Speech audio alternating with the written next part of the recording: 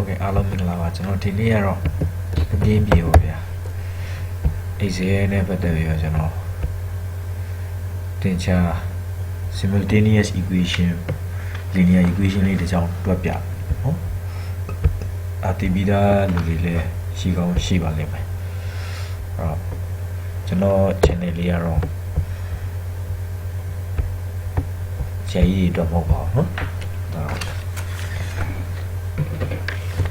ကျွန်တော်အနေနဲ့ဥပမာပေါ့ y ကျွန်တော် formula လေးတစ်ချောင်းရှိရပါတော့ y is equal to ကျွန်တော် 3h plus 11ဆိုတော့ equation လေးတစ်ချောင်းရှိရနောက်တစ်ချောင်းကပါလဲဆိုတော့ကျွန်တော် y is equal to ဒါကကျွန်တော် formula မဟုတ်ဘူးเนาะဒါformula မဟုတ်ဘူးဆိုတာ excel formula ရေးနေတာမဟုတ်ဘူး cell ကိုထောက်နေတာမဟုတ်ဘူးဒါ equation နှစ်ကြောင်း simultaneous equation နှစ်ကြောင်းရေးပြပါเนาะဆိုတော့ဒီဟာလေးကိုကျွန်တော်တွက်ကြည့်မယ်တွက်ကြည့်တော့အဲ့တော့ကျွန်တော်တို့က if ပေါ့เนาะအကယ်၍ဆိုပြီးကျွန်တော်ခေါင်းစဉ်လေးနဲ့ပဲတက်လိုက်ပါเนาะ if ဆိုပြီးတော့ကျွန်တော်ဒီခေါင်းစဉ် if ဒါကိုကျွန်တော် h ထည့်ကြည့်မယ်ပေါ့เนาะတဘောက h ထည့်ကြည့်မယ် h ကိုကျွန်တော်5ထည့်ကြည့်မယ်ဟုတ်လားပေါ့เนาะ5ထည့်ကြည့်တော့ဆိုလိုတာက h ကို5ထည့်ကြည့်ဒီခါမှာ formula ရေးမယ် formula ရေးမယ်ဆိုရင်ဒီ cell ကို equal နဲ့စရတယ်ဒီကောင်ကကျတော့excel တွက်မဲ့ formula ပေါ့เนาะဒါကကျတော့ကျွန်တော်တို့ကတင်ချာသဘောတရား formula စာသားအနေနဲ့ရေးတာဒါကကျတော့တွက်မဲ့အနေနဲ့ရေးမယ်ဆိုရင်ညီမချင်းကျွန်တော်စရေးတယ်။ဘာလဲဆိုတော့ကျွန်တော်ရဲ့ formula ကပါလဲ3နဲ့ကျွန်တော်ဟုတ်ပြီကျွန်တော်မေ့နေတာလေးတစ်ခုရှိရဲ့ဟိုပြောတာပို့စုံသွားအောင်ပေါ့เนาะပို့စုံသွားကျွန်တော်ဒီ excel ရဲ့ကျွန်တော် arithmetic operator လေးတွေအကြောင်းပြောတော့เนาะအဲတော့ပထမကျွန်တော်ပေါင်းမယ်ပေါ့เนาะပေါင်းတဲ့အကြောင်းလေးပြောမယ်ပေါင်းတဲ့အကြောင်းလေးတော့ယူရှင်းပါတယ်အပေါင်းဆိုင်လေးရေးရပါเนาะအဲတော့ပေါင်းတဲ့ဟာလေးကတော့ယူရှင်းတယ်ပေါင်းဆိုင်2ဥမာကျွန်တော်2နဲ့3ရှိရပေါ့ဗျာ2နဲ့3ကိုကျွန်တော် addition လုပ်ပြမယ်ဒီ addition ဆိုရင်ကျွန်တော် plus sign လေးသုံးရမှာပဲเนาะဒီ plus sign လေးသုံးရမယ်ဒါ additionအဲ့တော့ subtraction နှုတ်ချင်းပေါ့နော်ကျွန်တော်တို့ပမာလို့ဆိုရင်တော့ subtraction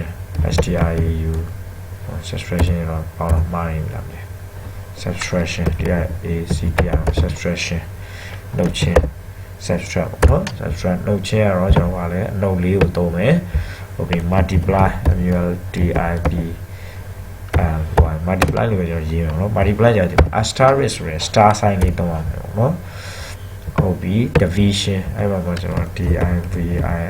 division ကိုကျွန်တော်ဘာသုံးမလဲဆိုတော့ division ကိုကျွန်တော် slash ဆိုတဲ့ sign လေးသုံးမယ်ဟုတ် power တော့ကျွန်တော်နည်းနည်းတော့ media လေးဖြစ်နေ power correct ထင်တာပဲဟုတ်ပြီနော် correct ဆိုရယ်ဒီကျွန်တော်အုတ်ထုတ်လေးလို့သုံးရတယ်ပေါ့နော်အဲ့တော့ကျွန်တော်ဒါလေးကိုသုံးပြတော့ညီများချင်းကျွန်တော် set a နဲ့ဟုတ်ပြီနော် a ပေါင်း b a နဲ့ b နဲ့ပေါင်းမယ်နော်ဆိုတော့ကျွန်တော်ဒီဟာကို copy ကူးပြပါတော့ဒီကောင် select ပြီး copy control C ကျွန်တော် control V နှိပ်လိုက်တယ်အဲ့မှာအတိတ်ပဲကဘာဖြစ်သွားလဲဆိုတော့ဆဲရွေ့သွားတယ်ဟုတ်ပြီနော်ဆဲရွေ့သွားတယ်အဲ့တော့ formula ကို copy ကူးတာဖြစ်နေတယ်အဲ့တော့ကျွန်တော်တို့မဟုတ်ဘူးဆိုတော့ဒီခြေနေလေးပေါ့နော်ပြီးအဲ့လိုပြန်လုပ်နေရတယ်minus ဆိုတော့ဒီလိုခြေနေပါဆိုတာ -1 ရတယ်ပေါ့ okay အဲ့တော့ကျွန်တော်ဒါကို copy ကူးရင်ရောဒါကျတော့စာသားကို copy ကူးတာဖြစ်တယ် control Cဟုတ်ပြီကျွန်တော် attack ခေါက်ပြီးဒီကောင်ကိုကျွန်တော်ဘာလုပ်မလဲဆိုတော့ control V နှိပ်ချလိုက်တယ်ဆိုတော့ minus နေရာမှာကျွန်တော် multiply ဖြစ်တဲ့အတွက်ဒီကောင်ကိုပြင်ရေးလိုက်တယ်အဲ့လိုပဲကျွန်တော် control V ဒီနေရာမှာကျွန်တော်ပြင်လိုက်တယ် slash ဟုတ်ပြီအဲ့လိုပဲကျွန်တော်ဒီနေရာ control V နှိပ်ချလိုက်ပြီဒီဟာကြောင့်ကျွန်တော် correct လေးကိုပြင်ရေးမယ်ပေါ့နော်ဒါပါပါဆိုတော့ဒီခြေနေလေးရ2 3တက်8ဆိုတော့ဒါကတော့ basis operation ကိုကျွန်တော်ပြောပြတာနော်ဆိုတော့သင်ချာရဲ့ basic operation ဒါဆိုတော့ကျွန်တော် number 1ပေါ့ဗျာ number 1ကျွန်တော် number 2ပေါ့နော်ဆိုတော့ဒီဟာလေးကိုကျွန်တော်လုပ်ပြပါအောင်နော် plus sign ရယ် minus sign ရယ်ကျွန်တော် multiply ဆိုရင် asterisk ရယ် slash ရယ်သုံးဖို့လိုတယ်ပေါ့နော်ဒီ power ဆိုရင် correct ဟုတ်ပြီ square root ရှာလို့မရဘူးလားရတာပေါ့ square root ဆိုတာ power 0.5ပေါ့နော်ဆိုတော့ဒီလိုဟာလေးတွေသိရင်လည်းရတယ် power 1.2 လား 1.3 လားကျူလို့ဆိုတော့ဒီလိုလေးတွေတွားလို့ရတာပေါ့ ဆိုတော့ဒါကတော့ကိုယ့်ရဲ့ခြေနေပုံမှာမူတည်ပြီးသုံးကြည့်လို့ရတယ်အဲ့တော့ကျွန်တော်ခုနကတော့အဓိက main point ကဘာပြောချင်တာလဲဆိုတော့ဒီလိုမျိုး equation နဲ့အကြောင်းကိုသင်ချာမှာကျွန်တော်တို့ soft လုပ်မယ်ဆိုရင်ကျွန်တော်သင်ချာအနေနဲ့ဒီတော့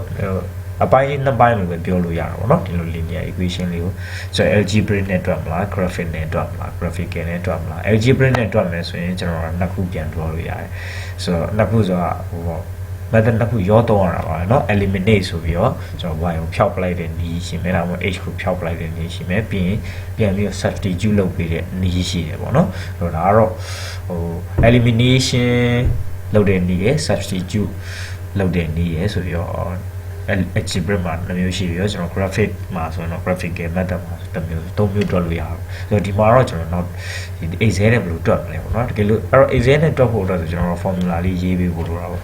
ဆိုတော့တကယ်လို့ h က5ဖြစ်မယ်ဆိုရင်ကျွန်တော်ဟုတ်ပြီ h က5ဖြစ်မယ်ဆိုရင်3နဲ့ဗာလဲ h နဲ့မြောက်တာဆိုတော့ဒီကောင် 3h နဲ့မြောက်တယ်ပြီးရင်ဗာလဲဆိုတော့ plus 11ဆိုတော့ operator လေးတွေယူသုံးတာပေါ့နော် plus 11ဟုတ်ပြီကျွန်တော်ဟာ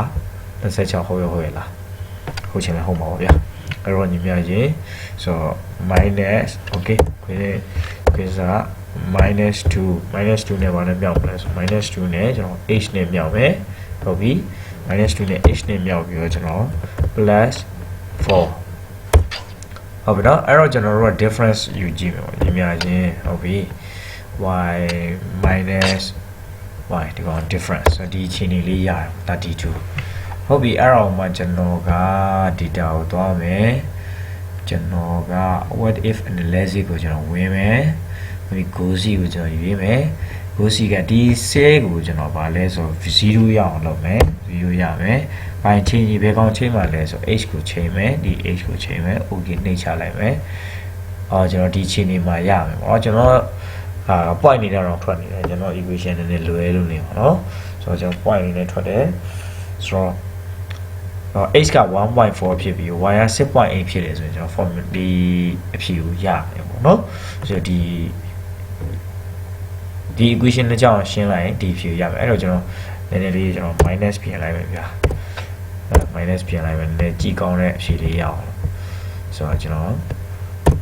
minus ပြင်လိုက်မယ် minus ပြင်လိုက်တော့ကျွန်တော်ဒီချီနေလေးရအောင်နော် h ကကျွန်တော်တကယ်လို့ 5 ထည့်လိုက် h က 5 ထည့်လိုက်ရင်ကျွန်တော် pramma ဆိုတော့ h က 5 ထည့်ရင်ဒီ formula ဒီ pramma equation ပေါ့ first equation ကိုကျွန်တော်ခေါင်းစဉ်တက်လိုက်ပါပေါ့နော်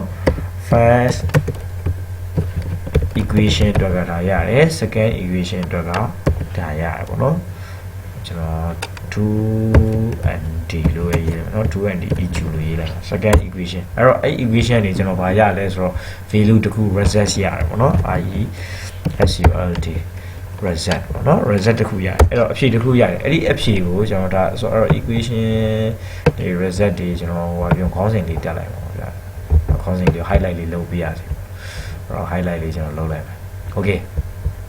အဲ့တော့ဒီဟာလေးကကျွန်တော်တို့ပေးမဲ့ value လေးပေါ့နော်ကျွန်တော်တို့ပေးကြည့်တဲ့ value လေးဆိုတော့ကျွန်တော် gray လေးနည်းနည်းတင်လိုက်မယ်ဟောဒီ result လေးပေါ့နော်အဲ့တော့ကျွန်တော်တို့က graphical method ဒီနှစ်ခုလုံးသွားစုံတဲ့နေရာပေါ့နော် equation နှစ်ခုလုံးသွားစုံတဲ့နေရာ graphical method အဲ့ဒီဟာပါလဲဆိုတော့ဒီနှစ်ခုရဲ့เนาะdifference မရှိတဲ့နေရာပေါ့เนาะ difference မရှိတဲ့နေရာ y နဲ့ဒီ equation 1နဲ့ equation 2နဲ့က difference မရှိတော့ဘူးဆို graph မှာတစ်ကြောင်းသွားစုံနေဆိုတော့เนาะအဲ့လိုသွားစုံတဲ့နေရာ y value နှစ်ခုကိုကျွန်တော်နှုတ်ကြည့်လိုက်0ပဲရမှာအဲ့ဒီအဓိပ္ပာယ်ပေါ့เนาะဆိုတော့အဲ့သွားစုံတဲ့ point ကိုကျွန်တော်တို့ solution point လို့ခေါ်တာဆိုတော့ h ကဒီလောက်မှာအဲ့တော့ကျွန်တော်တရားကို goals နဲ့ရှာမယ်ပေါ့ h ကိုအရင်ဒီ formula လေးနဲ့တွက်ကြည့်တော့ h ကရတယ်ဒီ value ကိုကျွန်တော် data တွေကိုတွားမယ်နောက်တစ်ချိန်ပြန်ပြမယ်ဆိုတော့ okay နောက်တစ်ချိန်ပြန်ပြရင်ကျွန်တော်ဒါလေးကိုပြန်တွက်ပြမယ်အဲ့တော့ကျွန်တော်ဒီကကျွန်တော် h ကိုကျွန်တော်ဥပမာ2ပေးလိုက်တယ်2ပေးလိုက်တော့ကျွန်တော်ဘာရမလဲဆိုတော့ညီမြချင်းတွက်မှာဖြစ်တဲ့အတွက်ကျွန်တော်3 multiply h ဒီ h ကိုပြန်ပြီးညွှန်းပေးဖို့လိုတယ်ပြီး minus 11အဲ့ဒါခေါ်လိုက်မယ်ကျွန်တော်အဖြေတစ်ခုရတယ်နောက်ထပ် equation တစ်ကြောင်းအတွက်ကညီမြချင်းကျွန်တော် minus 2 multiply h ကျွန်တော်ပြီးရင်ပါလဲ plus 4ကျွန်တော်ရေးလိုက်တယ်ဟုတ်ပြီနော် plus 4ရေးလိုက်တယ်ရေးပြီးကျွန်တော်ဗာရေးမလဲဆိုရင်ညီမြသူတို့နှစ်ခုရဲ့ chana chebo minus second equation ရဲ့ right အဲ့တော့ minus 5ရတယ်အဲ့တော့ကျွန်တော်တို့ကဒီကတကယ်ရဲ့သူနှစ်ခုလုံးကိုပြေလည်စေတဲ့ hy value မဟုတ်ဘူးနှစ်ခုလုံးကိုမပြေလည်စေသေးဘူး h တစ်ခုထည့်လိုက်ရင်ဒီ grad သဘောတရားပဲရသေးတယ်အဲ့ဒါကိုကျွန်တော်ပြေလည်စေခြင်း data တွေကနေကျွန်တော် what if analysis ဆိုတာလေးကိုရွေးမယ်ပေါ့နော်ရွေးပြီး goosey ဆိုတာလေးကိုကျွန်တော်ရွေးလိုက်တော့ကျွန်တော်ရှာမဲ့ set ရဒီကောင်ပေါ့နော်ဆိုတော့ value ကိုသွားပါလဲဆိုတော့ကျွန်တော်0 value ရအောင်သွားမယ် by changing ဘာကို change မှာလဲကျွန်တော်ဒီ h ကို change မယ်ပေါ့နော်ဒီ h ကို change လိုက်ရင်ဒီနှစ်ကောင် change မှာအဲ့တော့ကျွန်တော် okay နေလိုက် okay အဲ့ကျွန်တော်အဖြေတစ်ခုရရပေါ့နော်အဲ့တော့ကျွန်တော်တို့ h က3ဟုတ်ပြီ y က-2 ဆိုရဲအဖြေကိုရတော့เนาะဒီအဖြေလေးကိုကျွန်တော်ရစီအဲ့တော့ဒါကဒီ equation နှစ်ကြောင်းလုံးကိုဒီ h3 ကပြည်လည်စေတယ်ပေါ့เนาะအဲ့လို h3 နဲ့တွက်လိုက်ရင်-2 h3 နဲ့ဒီကောင်တွက်လိုက်ရင်-2နှစ်ကြောင်းလုံးတနေရာနဲ့သွားဆုံနေအောင်ကျွန်တော် roots တနည်းအားဖြင့် solution လို့ခေါ်တာပေါ့ဒါတော့ simultaneous equation နှစ်ကြောင်းဒီ linear equation နှစ်ကြောင်းကိုကျွန်တော်တို့ exam မှာဘယ်လိုတွက်မလဲဆိုတော့ဟာကိုကျွန်တော် goosey လေးနဲ့တွက်ပြသွားတာဖြစ်ပါတယ်အားလုံးနားလည်မယ်လို့တော့မျှော်လင့်ပါတယ်နောက်ထပ် video file တွေအတွက်ကို subscribe လုပ်ထားစီခြင်းပါတယ်အားလုံးကိုကျေးဇူးတင်ပါတယ်